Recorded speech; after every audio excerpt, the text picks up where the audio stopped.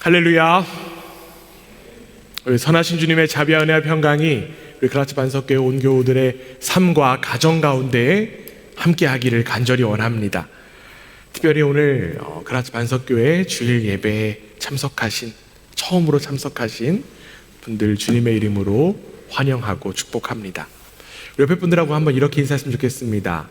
잘 오셨습니다. 반갑습니다. 네. 잘 오셨습니다. 반갑습니다. 인사 안 한 분들 계신 것 같아요.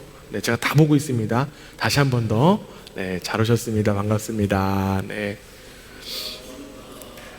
네, 감사합니다. 오늘 참 날씨가 좋죠? 네, 예배 빨리 끝나고 막 뛰쳐나가야 될 것 같은 그런 날씨인 것 같습니다. 수요일까지 이런 날씨가 계속된다라고 해요. 네, 참 날씨가 좋으니까 우리의 마음 또한 좋은 것 같습니다. 어쩌면 정말 가을을 누릴 수 있는 마지막 시간인 것만 같아요. 날씨만큼이나 우리의 삶이 좋으면 참 좋겠지만 우리의 실상 그렇지만은 않은 것 같습니다. 또한 오늘 처음 뵙는 분들과 기분 좋은 이야기를 나누는 것 참 마땅한 것 같지만 우리가 서 있는 자리가 여전히 쉽지만은 않아요. 너무나도 무겁고 버겁기도 합니다. 그 무게와 어려움을 무시할 수 없는 것이 우리의 현실이기 때문에 그렇죠. 여러분, 경제가 참 너무나도 어렵죠. 네. 장 안 보시나요, 여러분들? 네. 경제가 참 어렵죠.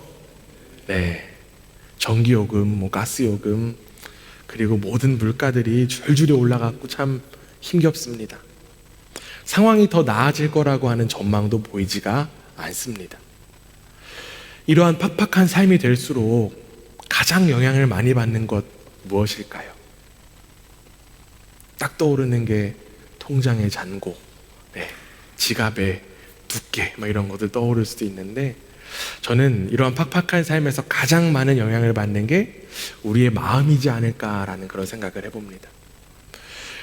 그 여유 없는 마음, 팍팍해진 그 마음을 잘 나타내는 것이 바로 우리 입술에서 나오는 말이겠죠.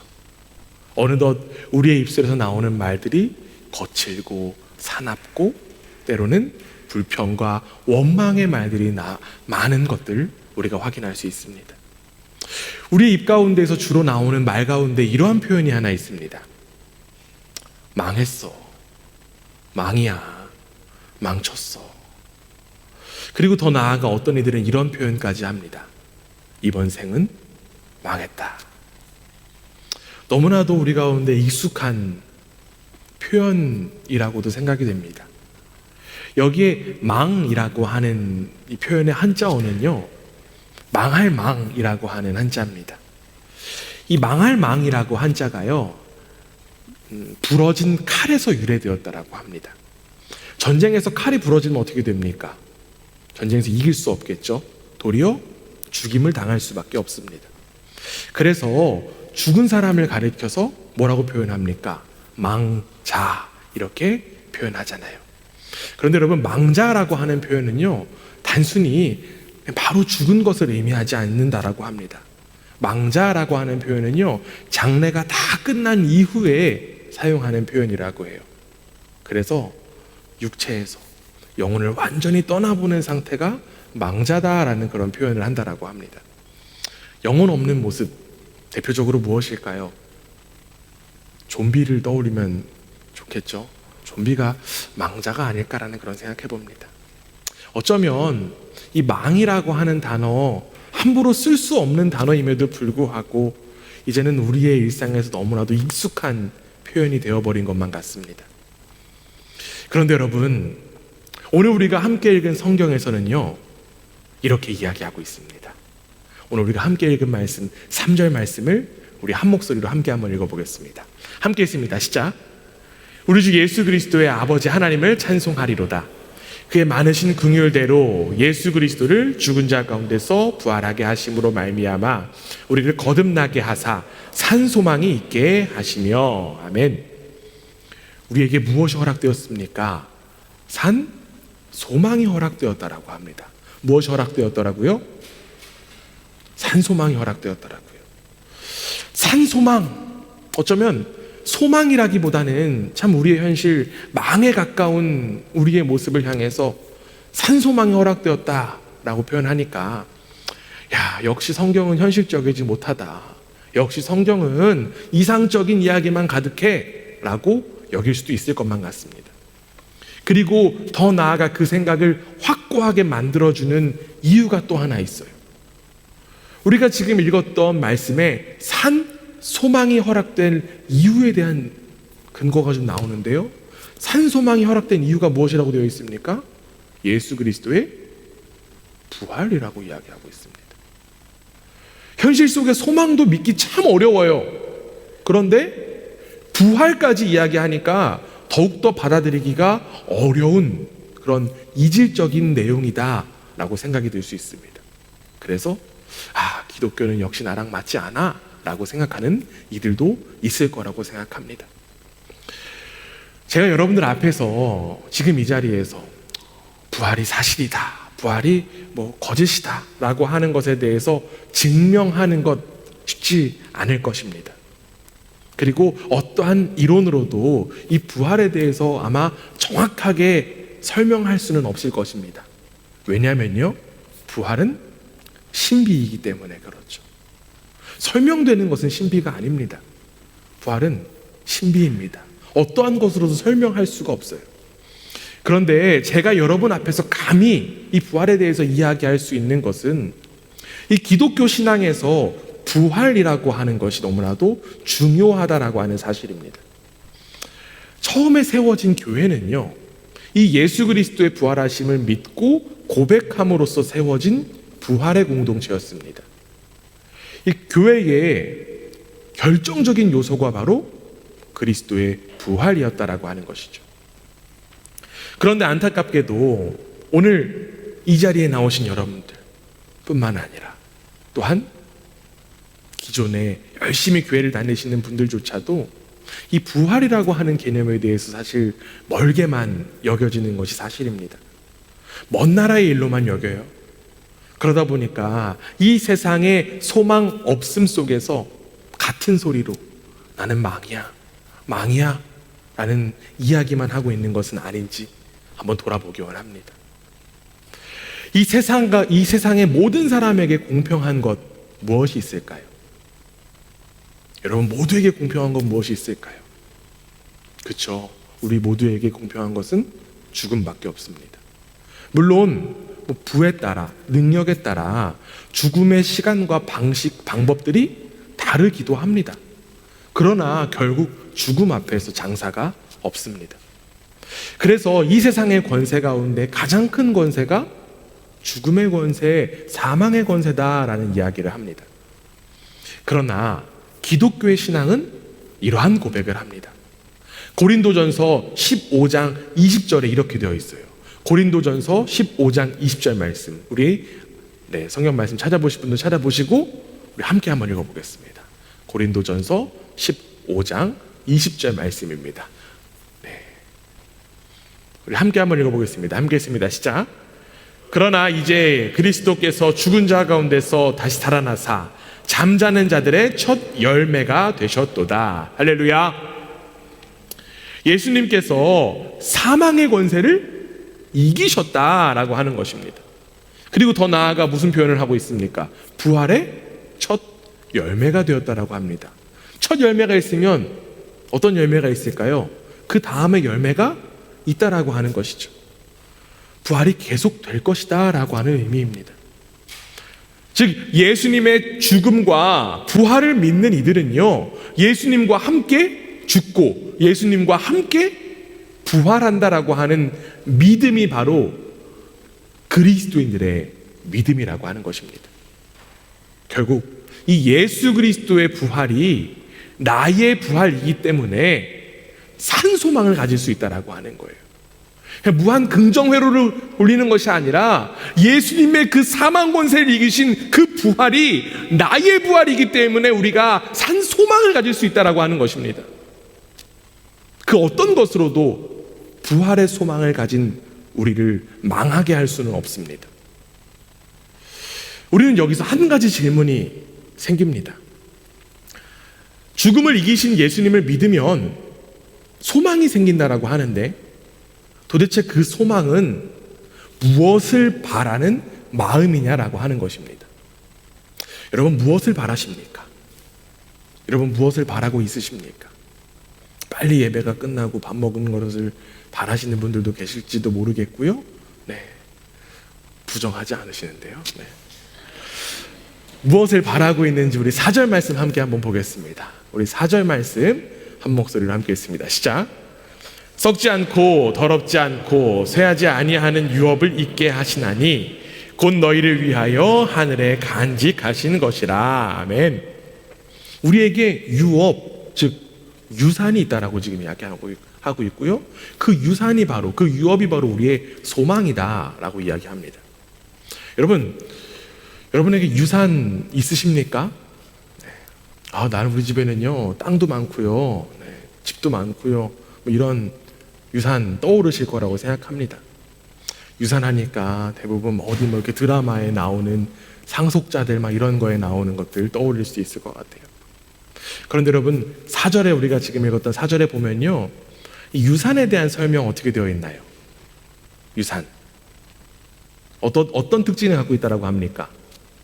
썩지 않고 더럽지 않고 쇠하지 아니하는 유업이다. 여러분들이 쉽게 생각하는 뭐 땅이라든지 뭐 건물, 돈, 썩고 더럽혀지고 없어지기 때문에 지금 성경에서 이야기하고 있는 유업과는 상관이 없다라고 우리가 생각할 수 있을 것입니다. 그렇다면 우리가 부활의 소망, 그 소망을 가질 수 있는, 그 소망을 가지는 그 유산, 도대체 어떤 것을 의미할 것일까요? 우리 이어지는 5절 말씀 한번 보겠습니다. 어떠한 유산이 우리 가운데 허락되었기 때문에 우리가 소망을 가질 수 있는 것인지, 우리 이어지는 5절 말씀 함께 읽습니다. 시작. 구원을 얻기 위하여 믿음으로 말미암아 하나님의 능력으로 보호하심을 받았느니라. 아멘. 무엇이 유산일까요? 여러분들에게 허락된 유업이 무엇일까요? 그렇죠, 바로 하나님의 구원이라고 하는, 하나님께서 허락하시는 구원이라고 하는 유산이 허락되었다라고 하는 것이죠.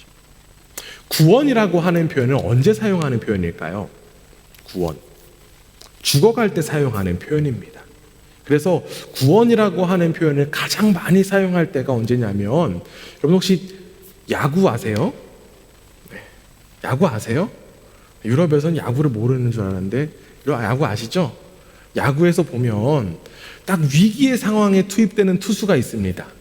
그 투수를 가리켜서 구원 투수라고 해요. 그렇죠? 결국 구원이라고 하는 그 유산은요, 누구에게 필요할까요? 죽어가는 사람들에게 필요합니다. 죽음을 맞닿아하고 있는 이들에게 필요합니다. 절망 가운데 있는 이들에게 필요합니다. 그렇다면 여러분, 죽음 가운데 있는 이들 누구입니까? 절망에 빠져 있는 이들 누구입니까? 바로 저와 여러분이 죽음 가운데 있는 이들이었다라고 하는 것이죠. 육신으로도 죽어가는 이들이 맞지만 우리는 하나님과의 관계가 깨졌기 때문에 죽어갈 수밖에 없는 사람들이라고 하는 것입니다. 저는 바로 이 땅에 소망 없음이 여기서 비롯되었다라고 생각합니다. 우리를 창조하신 하나님과의 깨진 관계로 인하여서 죽음의 삶, 절망의 삶, 정말 이번 생은 망했다라고 하는 그런 삶을 살아가고 있다라고 하는 것이죠. 그런데 여러분, 하나님은요, 우리가 그렇게 죽는 것을 바라만 보고 계시는 분이 결코 아닙니다. 그래서 하나님은요, 하나님의 구원 투수를 등판시키십니다. 그분이 누구입니까? 그렇죠. 야, 지저스가 나와갖고 깜짝 놀랐네요. 네, 그렇죠. 지저스 크라이스트. 네, 예수 그리스도를 허락하셨습니다. 그리고 그분을 믿는 이들에게 구원이라고 하는 유업이 허락되었다라고 하는 것이죠. 요한복음 1장 12절에 이런 말씀이 있습니다. 우리 한 목소리를 함께 읽습니다. 시작. 영접하는 자 곧 그 이름을 믿는 자들에게는 하나님의 자녀가 되는 권세를 주셨으니. 아멘. 예수님을 믿는 이들이 하나님의 자녀가 되는 유업이 허락되었다라고 하는 것이죠. 그 유업을 받았다라고 하는 것입니다. 내가 뛰어나서, 내가 능력이 있어서, 내 집안이 좋아서 유업을 받은 것이 아니라 예수 그리스도의 이름을 믿는 자들에게 구원이라고 하는 유업이 허락되었다라고 하는 것입니다.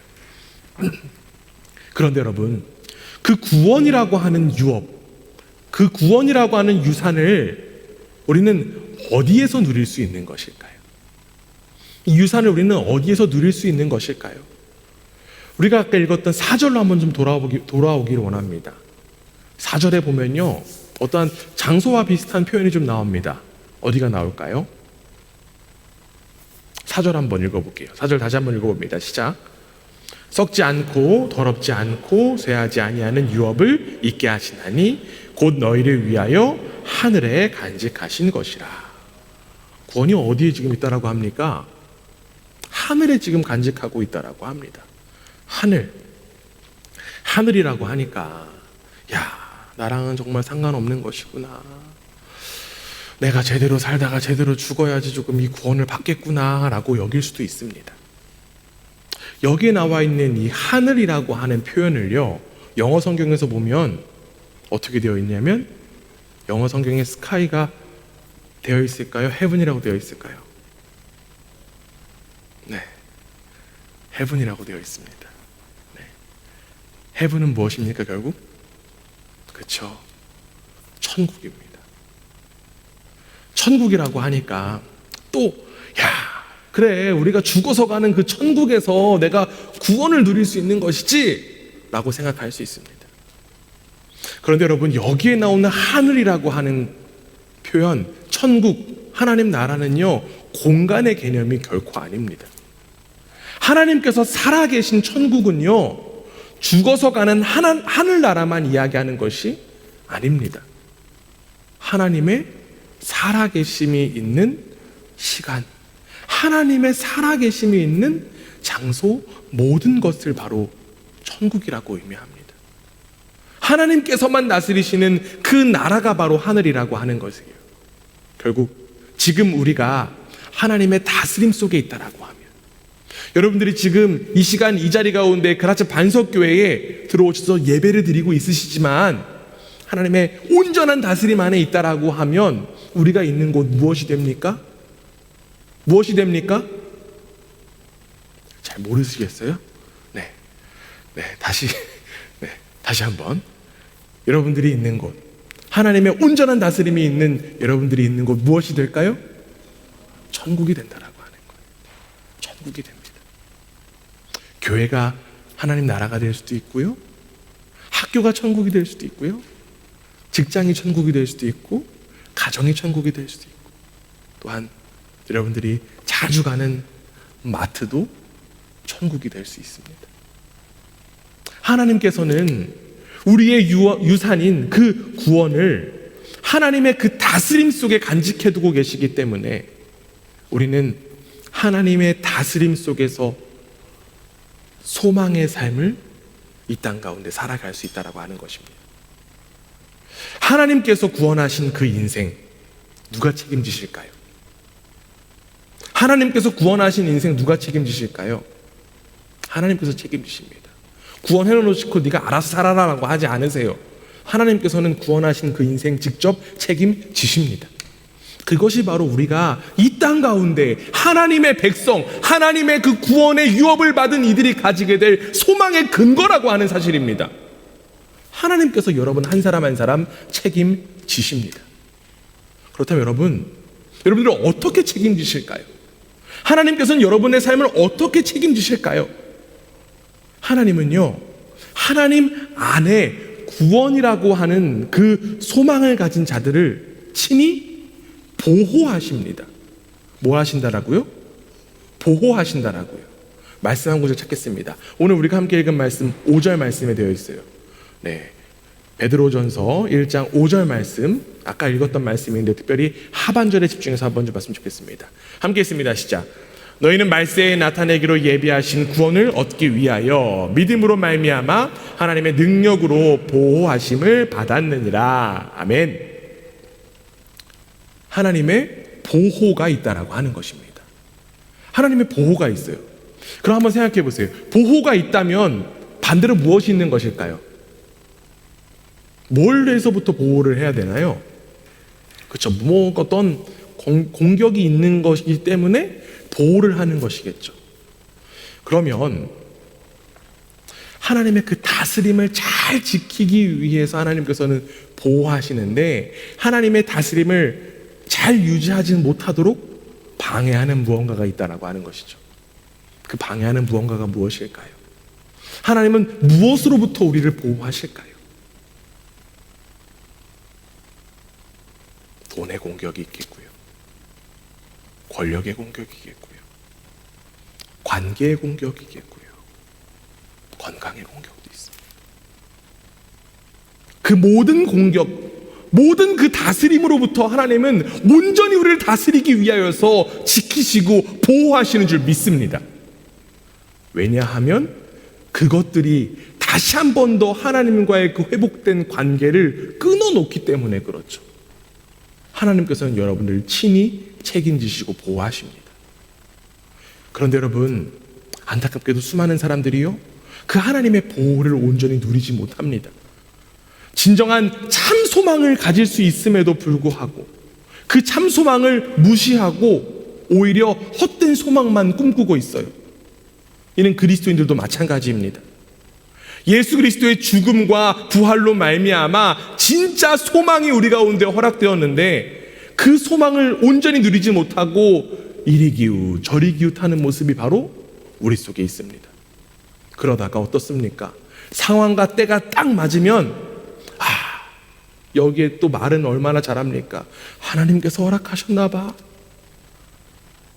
그러나 그 마음에서는 하나님은 없은지 그것을 취하고 다시금 소망 없음을 고백하고 자책하는 모습이 우리 가운데 있지 않습니까? 물론 우리가 기웃거리는 것들, 우리의 삶 가운데 너무나도 중요하고 필요한 것들이에요. 그러나 여러분, 그 필요한 것들이요, 여러분의 삶을 진정하게 행복하게 해줄 수는 없습니다. 그리고 더 나아가 그 필요한 것들이요, 여러분에게 생명을 주지도 못합니다. 결국 우리에게 그 풍성한 삶을 허락하시는 분은 예수 그리스도밖에 없습니다. 여러분이 구원자이신 그 예수 그리스도를 믿을 때 하나님께서 여러분 한 명 한 명을 친히 지키시고 보호하실 줄 믿습니다. 하나님의 보호가 이 땅을 살아가는 여러분 한 사람 한 사람에게 참된 소망이 되기를 간절히 원합니다. 이렇게 하나님의 보호하심 속에서 소망을 두고 살아가는 이들에게 기쁨이라고 하는 축복이 허락됩니다. 무슨 축복이 허락된다라고요? 기쁨이 허락됩니다. 옆에 분들하고 이렇게 인사하겠습니다. 기쁨이 허락된대요. 이렇게.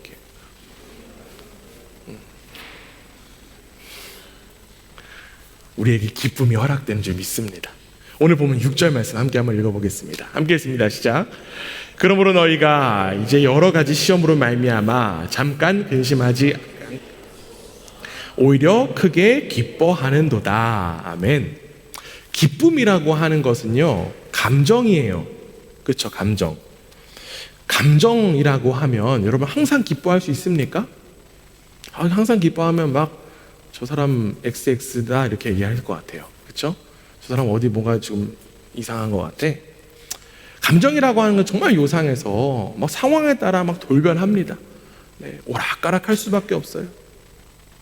저는 하루 종일 힘들다가도요, 저녁에 가서 딱 그 매콤 가서 쌀국수 하나 딱 먹으면 어떻습니까? 기분이 그렇게 좋을 수가 없습니다. 너무너무 행복합니다. 그런데 문제는 그 행복이라고 하는 감정을 계속 유지할 수가 없다라고 하는 것이죠. 왜 그럴까요? 너무 배불러서? 네, 왜 그럴까요? 우리에게는 수많은 시험이 있기 때문에 그렇습니다. 우리에게는 수많은 시험이 있습니다. 아마도 여기 계신 분들 가운데 시험을 좋아하시는 분들은 한 분도 없으실 거라고 생각합니다. 특별히 우리 학생들 시험에 굉장히 예민할 거예요. 우리 김나지움 다니는 학생들은 또 더 예민하겠죠? 매주 아주 그냥 시험 때문에 붙들고 사니까. 그런데 여러분, 이 시험은요 사실 시작에 불과합니다. 우리 인생의 정말 끝까지 다 시험의 연속이라고 해도 과언은 아닐 것입니다. 여러분들의 삶 가운데는 어떠한 시험들이 있으십니까? 자신의 건강, 또한 마음의 시험, 가족의 아픔, 이웃의 아픔, 또 고통, 직장에서의 시험, 세상에서의 문제 등등, 이루 말할 수 없이 수많은 시험들, 수많은 문제가 우리의 눈앞에 펼쳐져 있습니다. 이상하게도 시험을 깨면 이 시험이 끝이다, 이 시험이 진짜 끝판왕이야 라고 하는 그런 시험은 없는 것만 같아요. 그러나 오늘 지금 성경 속에서 이 베드로 사도가 쓴 편지인데요, 이 베드로 사도는 시험이 있어서 잠시 근심을 할 수는 있지만 오히려 뭐 할 수 있다라고 지금 이야기합니까? 기뻐할 수 있다라고 합니다. 기뻐할 수 있다라고, 크게 기뻐할 수 있다라고 해요. 왜 그럴까요? 왜 베드로 사도는 근심이 시험이 눈앞에 있어서 근심을 잠깐 할 수 있지만 크게 기뻐할 수 있다라고 왜 이야기할 수 있었던 것일까요? 그의 기쁨의 비결이 무엇이었던 것일까요? 그쵸? 바로 예수 그리스도의 죽음과 부활로 말미암아 우리의 존재가 새로운 존재가 되었기 때문에 그렇죠. 예수님의 그 부활과 죽음을 경험한 우리가 하나님의 사람이기 때문에 하나님께서 책임지시고 하나님께서 지키시고 보호하시는 하나님의 사람이기 때문에 우리는 근심하지 않고 기뻐할 수 있다라고 하는 것입니다. 우리의 눈으로 보았을 때는 잠시 근심할 수 있어요. 그러나 결국에는 웃을 수 있습니다. 그리고 그 모습을 성경에서는 믿음 있는 자라고 표현합니다. 오늘 본문 7절에 이렇게 되어 있어요. 함께 읽습니다. 시작. 너희 믿음의 확실함은 불로 연단하여도 없어질 금보다 더 귀하여 예수 그리스도께서 나타나실 때에 칭찬과 영광과 존귀를 얻게 할 것이니라. 아멘. 하나님의 다스림 속에서 하나님의 보호를 받는다라는 사실을 믿는 이들은요, 눈앞에 시험을 뭐로 받아들일 수 있을까요? 약간의 근심이 있을 수 있지만 뭐로 받아들일 수 있다라고 지금 이야기합니까? 연단으로 받아들일 수 있다라고 합니다. 여러분, 연단이 무엇일까요? 연단은요, 돌 속에 있는 금을 정련하는 그런 과정입니다. 돌을 불 속에 넣고 그 돌 안에 있는 금을 꺼내는 그런 과정이죠. 그러니까 금을 증명하고요, 금만을 응축해서 만드는 과정을 다 연단이라고 표현합니다. 연단으로 인하여서 진짜가 되는 거예요. 연단으로 인하여서 진짜 금이 됩니다. 바로 그 시험을 연단으로 받아들일 수 있는 것이 바로 하나님의 사람들에게 허락된 축복이라고 하는 것입니다. 다른 이들은, 믿지 않는 이들은 눈앞에 있는 그 시험을 근심으로 받아들일지 모르겠지만 우리는 하나님의 보호하심과 또한 하나님의 인도하심 속에 있기 때문에 그 시험을 연단으로 받아들일 수 있습니다. 여러분, 신앙이란 눈앞의 시험과 눈앞의 문제를 기도하면서 부시고 해결하는 것, 그러한 것들이 신앙이 아닙니다. 그렇다면 참된 신앙 무엇입니까? 참된 신앙은요, 시험이 주는 연단을 통해서 누가 변화되는 건? 자기 자신이 변화되는 것입니다. 시험이 주는 그 연단 속에서 자기 자신이 변화되는 것, 그것이 바로 신앙인 줄 믿습니다. 근심할 수밖에 없는 큰 시험이지만 그 시험을 연단으로 받아들인 이들이 결국에는 하나님께서 칭찬하시고 인정하시는 사람으로 변화될 수 있습니다. 그 무엇을 변화시키기보다 내가 변화되는 것이 가장 큰 축복이고 가장 큰 기쁨인 줄 믿습니다. 그리고 그 모습을 하나님께서 기뻐하시고 그 기쁨을 우리 교회 공동체와 함께 누리는 우리 모두가 되기를 간절히 원합니다. 여러분들이 잘 아는 독일의 디트리 보네포 목사님 있습니다. 이 디트리 보네포 목사님은요, 루터교회 목사이자 신학자이고 또 우리에게 잘 알려진 것처럼 반나치 운동가입니다. 그는 반나치 운동을 대항하다가 히틀러 암살을 모의했다라고 하는 죄목으로 투옥하다가 2차 세계대전 종전을 한 달 앞둔 4월 어느 날 교수형으로 생애를 마쳤습니다. 이 보네포 목사님은 그 감옥에 갇혀서 자신이 이제 죽게 될 것이라고 하는 사실을 알면서도 그의 마음 가운데는 이러한 믿음이 있었습니다.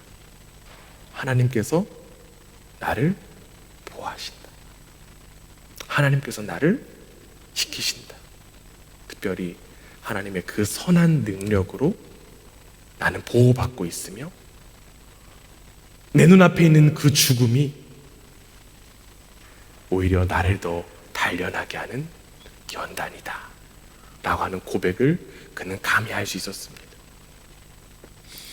이 보네포 목사님이 그렇게 고백할 수 있었던 것, 그의 육신과 몸은 묶여 있을지라도 그는 감옥 속에서도 오히려 자유를 누리고 하나님을 찬양하고 기뻐할 수 있었습니다.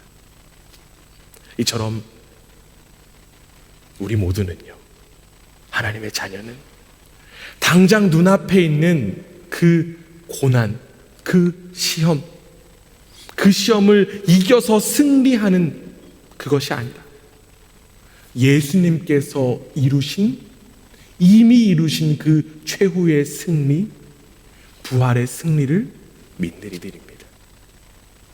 그 부활의 승리가 여러분에게 허락되었음을 바라보고 소망의 삶을 살아가는 복된 우리 모두가 되기를 주님의 이름으로 간절히 원합니다. 현재 우리가 겪고 있는 상황 보면 참 암담할 때가 많아요. 당장 하루하루 살기 쉽지 않습니다. 눈으로 보면 희망보다는 절망이 보이는 것이 현실입니다. 그러나 이제 우리는 감히 소망을 바라볼 수 있습니다. 제가 좋아하는 박노해 시인은 이렇게 이야기해요. 절망의 심연에 도달한 사람만이 희망의 문을 향해 솟아오를 수 있다. 절망의 심연에 도달한 사람만이 희망의 문을 향해 솟아오를 수 있다. 예수님께서 이미 죽음으로 절망의 심연까지 도달하셨습니다. 그리고 그곳이 끝이 아니라 이제는 희망의 문을 여시고 우리를 부르고 계십니다. 예수 그리스도로 말미암아 절망에서 소망을 경험한 여러분이 이제 희망의 문을 예수님과 함께 붙잡게 되기를 원합니다.